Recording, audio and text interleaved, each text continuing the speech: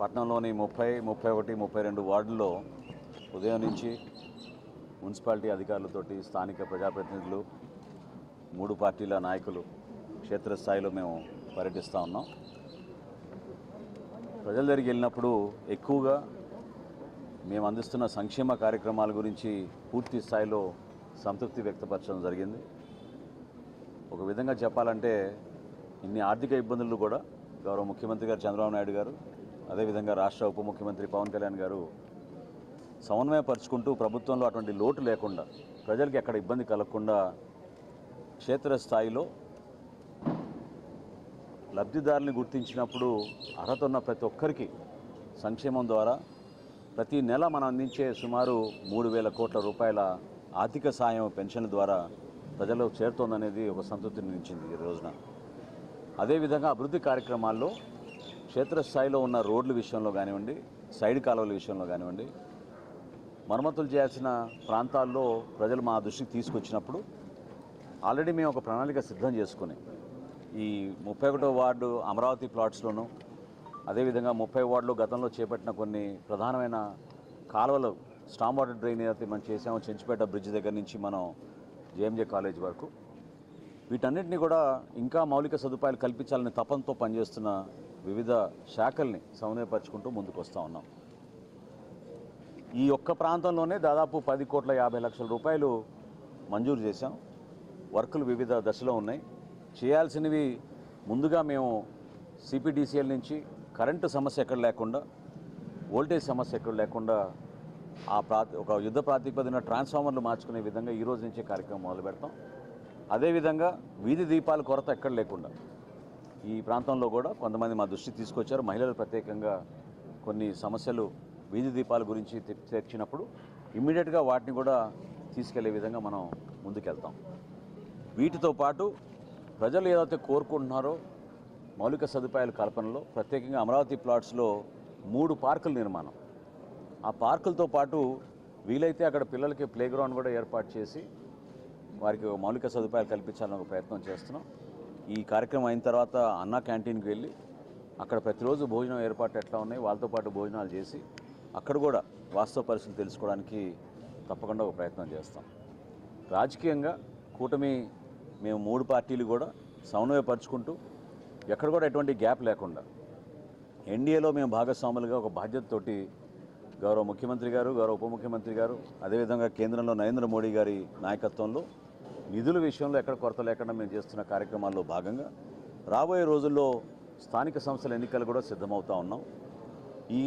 ఈ కోణం నుంచి మనం చూసినప్పుడు ప్రతి ఒక్కరికి ఒక అవకాశం కల్పించే విధంగా ఎక్కడైతే స్థానికంగా నాయకత్వం ఉందో ఆ నాయకత్వాన్ని బలోపేతం చేసే విధంగా ఇక్కడ ఒక మాట మాత్రం నేను మీ దృష్టికి తీసుకొస్తున్నాను. ఎందుకంటే ఉదయం నుంచి చాలామంది నన్ను ఫోన్లు చేసి అడిగారు, ఒక పత్రికా వార్తలు వచ్చినాయని. వివిధ మాధ్యమాల్లో కానివ్వండి, పత్రికల్లో వచ్చిన విషయం కానివ్వండి, పవన్ కళ్యాణ్ గారు రాష్ట్ర ప్రజలను దృష్టిలో పెట్టుకుని సార్వత్రిక ఎన్నికలప్పుడు అవసరమైతే మనం తగ్గుదాం, ఏ ప్రాంతంలో మన అభ్యర్థులు ఉన్నారో పార్లమెంట్లో కానివ్వండి, శాసనసభలో కానివ్వండి, వాళ్ళందరికీ కూడా పోటీ చేసే అవకాశం ప్రతి ఒక్కరికి ఈ సందర్భంలో కల్పించలేకపోతామేమో, కానీ రాబోయే రోజుల్లో పార్టీని బలోపేతం చేసుకుంటూ ముందుకెళ్దాం.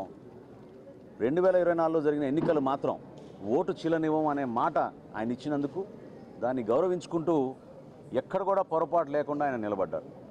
సో కూటమిలో మేము 4 అడుగులు వెనకేసినా కూడా అది కూటమిలు బలపరచడానికి ఎన్డీఏ భాగస్వాములుగా మేము ఒక బాధ్యతతోటి ముందుకెళ్ళాం తప్ప అది ఈ రోజున కూడా స్థానిక సంస్థల్లో అదే రీతిలో ముందుకెళ్తున్నాను అనుకోవడం అది పొరపాటు. కాబట్టి జనసేన పార్టీలో ఉన్న మా నాయకులు, కార్యకర్తలు వివిధ ప్రాంతాల్లో మేము పర్యటించినప్పుడు వాళ్ళందరికీ కూడా రాబోయే రోజుల్లో కూడా మీకు పోటీ చేసే అవకాశం కల్పించడానికి కోసం తప్పకుండా మీ నాయకత్వం బలోపేతం అయ్యేటట్టు మీరు క్షేత్రస్థాయిలో పర్యటించండి, నిలబడండి.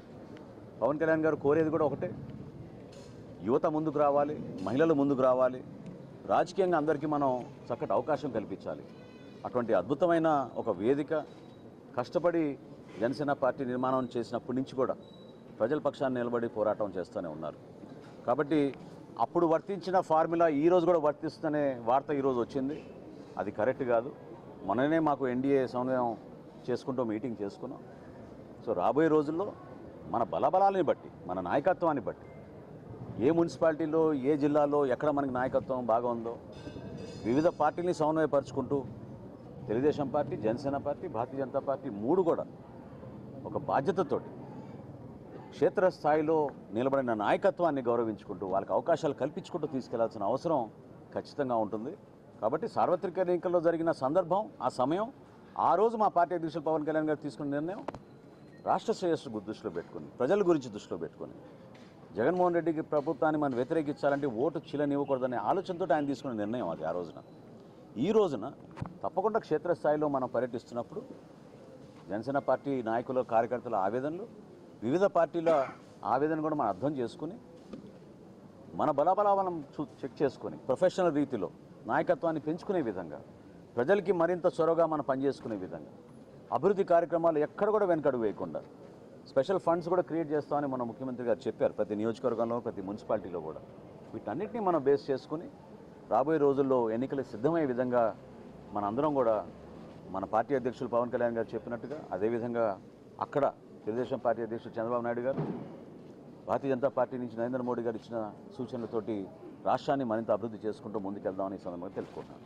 సార్, స్థానిక సంస్థలు రాబోయే రోజుల్లో మరి కూటమిలో ఉన్నారు కాబట్టి మీరు ఏమన్నా వాటికి ఇప్పటివరకు రాష్ట్రంలో సర్దుబాట్లు ఏమన్నా జరిగినాయా? ఆ పార్టీ నుంచి ఈ రోజు వరకు అటువంటి ఆలోచన ఇంకా రాలేదండి. ఎందుకంటే మొన్ననే మా మొదటి ఎన్డీఏ సమావేశం జరిగింది. మూడు పార్టీలని సమన్వయపరచుకోవాలి. చిన్న చిన్న గ్యాప్స్ ఎక్కడైనా ఉంటే క్షేత్రస్థాయిలో వాటిని మనం సర్దిద్దుకోవాలి. నాయకత్వాన్ని పెంచే విధంగా పర్టికులర్గా యువతకు, మహిళలకు మనం ప్రాధాన్యత ఇచ్చుకుంటూ క్షేత్రస్థాయిలో కష్టపడి పనిచేసిన కార్యకర్తగా గౌరవం వచ్చే విధంగా 100% పార్టీలు బాధ్యత అది నిలబెట్టుకోవాలి. వాళ్ళకి ఆ విధమైన భరోసా కూడా కల్పించాలి. కాబట్టి రాబోయే రోజుల్లో తప్పకుండా ఒక ప్రొఫెషనల్ విధానంలో క్షేత్రస్థాయిలో పనిచేసిన మన కార్యకర్తల, నాయకుల్ని గుర్తించి ప్రతి జిల్లాలో కూడా కమిటీలు వేసుకుంటున్నాం సమన్వయపరుచుకుంటూ. ప్రతి పార్లమెంట్కి ఒక కమిటీ వేస్తున్నాం. ఆ సమన్వయపరుచుకున్న తర్వాత ఆ వివరాలు బేస్ చేసుకుని ఎవరికి ఎటువంటి పరిస్థితుల్లో మనం ఎవరికి సీట్లు ఇవ్వగలుగుతాం, ఏం చేద్దాం, సెలక్షన్ ఎట్లా ఉంటుందని దానిపైన మేము చర్చించుకుంటాం. Thank you.